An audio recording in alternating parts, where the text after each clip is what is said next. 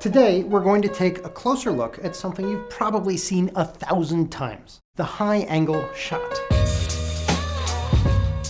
If used right, this shot will take your filmmaking literally to the next level. So what is a high-angle shot? A high-angle shot is a shot where the camera points down at something. It can be subtle, like this, or extreme, like this. It can be a tight shot, or it can be very wide. High-angle shots are awesome, but I've noticed that very few filmmakers make good use of them. Oftentimes they're used arbitrarily, just because they kind of look cool.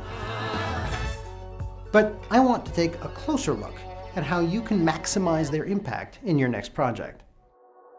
High-angle shots have three primary functions. They can convey narrative information, they can elicit emotional responses in the viewer, and they can convey something about a character. Here's a fairly common type of high-angle shot. It's a narrative high-angle shot. A big, dramatic crane shot that sweeps over a scene. The primary purpose here is narrative. From above, we can see more of the world. The shot establishes context for our scene and is most useful to show landscapes or large crowds, which would be difficult to capture if the camera were positioned too low to the ground. The thing to remember about a narrative high-angle shot is that it's not meant to draw too much attention to itself or evoke a strong visceral response. It doesn't want to throw us off balance. The angle is pretty shallow, meaning the camera points down only slightly. But some high-angle shots are meant to give us a visceral thrill.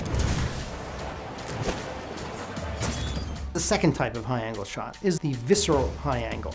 These high angles are designed to give you a sense of vertigo. Don't worry, I'm totally on top of this. Here's a great high-angle shot from Harold Lloyd's Safety Last. Some people call it this a bird's eye view or an overhead shot, where the camera points straight down from a high place. A shot like this doesn't usually convey new information about the scene, but it definitely makes an emotional impact. It makes us feel uneasy or anxious. Check out this moment from Hitchcock's North by Northwest. Listen to me, I had nothing to do with this. Roger Thornhill runs out of the UN building and there's no one dangling from a precipice, but we're looking straight down nonetheless.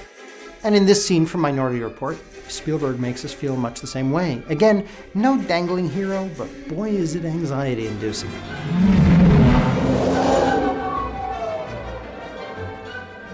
These last two bird's eye shots connect us to a third type of high angle, which often combines elements of narrative and visceral emotion.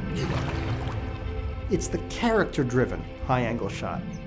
This type of high-angle shot makes a character appear smaller or weaker. This can be both a narrative device, communicating to us that the character is vulnerable, and it can also be made visceral too, so we can connect to their vulnerability. We feel for them. In some cases, we fear for them. Some filmmakers use high-angle shots for very specific narrative emotional purposes. Most notable among these is Hitchcock himself. Consistently in Hitchcock films, when his characters are in jeopardy, he positions the camera high above them. Again and again, the high-angle shot shows us characters who are in trouble, on the run, or about to encounter mortal peril.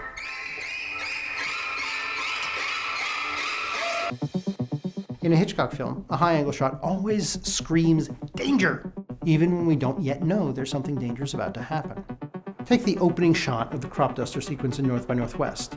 It's a high-angle shot as the bus approaches, and Thornhill steps off. Many filmmakers would have opted for something closer to the ground, but not Hitchcock. By opening the scene with a high angle, he introduces a subtle note of danger, and by placing his character into the shot, Hitchcock alerts us subconsciously that Roger Thornhill is in danger. We're primed, we're anxious, so even though the scene is long and methodical, we are on the edge of our seats. So, if you're a filmmaker and want to make the most out of the high-angle shot, here's how it breaks down. If you want to establish the scale of a crowd or the layout of a landscape, use a narrative high-angle shot. Push the camera up and keep the angle somewhat shallow. Establish your landscape and you're done. But if your audience needs a jolt or a thrill, if you need to inject tension, vertigo, or to punch up the action, try a visceral shot by pushing your high angle to the extremes, extreme height or a sharp angle. Finally, if you want to emphasize the danger to your characters and want to make weak characters seem weaker, try framing them in high angle. Now that you've got a good grip on high angle shots, it's time to put them to use. Whether you prepare your shot list with a spreadsheet, pen and paper, or with shot listing software like Studio Binder, give the high angle shot some love. And when you're ready to expand your cinematic knowledge a little more, check out our other videos. We've got great stuff on our channel and new content coming all the time. If you like this video, make sure you share and subscribe. And don't forget to click the little bell icon so that you're notified when new videos come out. Keep your cameras rolling, and until next time, break a lens.